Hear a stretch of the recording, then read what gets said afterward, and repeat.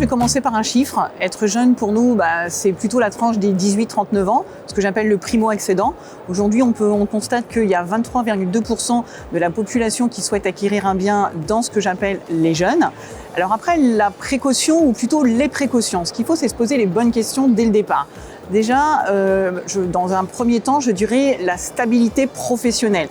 Par rapport à mon activité professionnelle, est-ce que je peux effectivement compter sur des revenus tous les jours, ce que j'appelle la pérennité des revenus?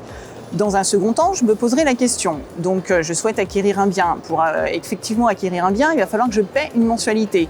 Donc aujourd'hui, je suis d'avant tout locataire, j'ai une charge et je maîtrise un petit peu toutes les charges qui gravitent autour de ce loyer. Donc ça permet effectivement de se dire demain, je pourrai rembourser un prêt.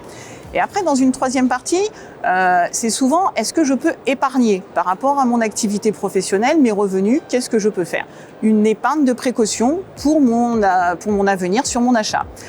Après, par la suite, les avantages. Bien sûr, l'avantage quand on est jeune, c'est ce que j'appelle, moi, le ciseau. Le ciseau, ça veut dire qu'aujourd'hui, historiquement, les taux n'ont jamais été aussi bas. Cumulé, si vous préférez, avec des prêts long terme. Donc, on peut, les jeunes, aujourd'hui dans toute la catégorie, effectivement, ont une capacité de financement beaucoup plus importante qu'il l'était auparavant. Rajoutez à ça, en fonction de l'objet de ce que vous souhaitez acheter, je prends l'exemple d'un couple ou d'un jeune qui souhaite acquérir un bien dans le neuf, donc vous avez plusieurs aides.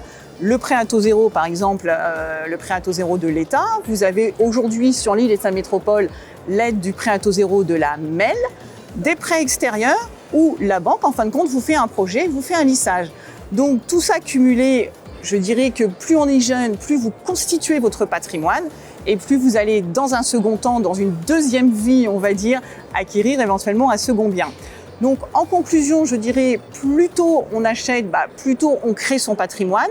Mais avant tout, et surtout c'est ça que je souhaite en fin de compte vous dire, je calcule et je prépare mon projet. C'est ça la réussite d'un achat immobilier quand on est jeune.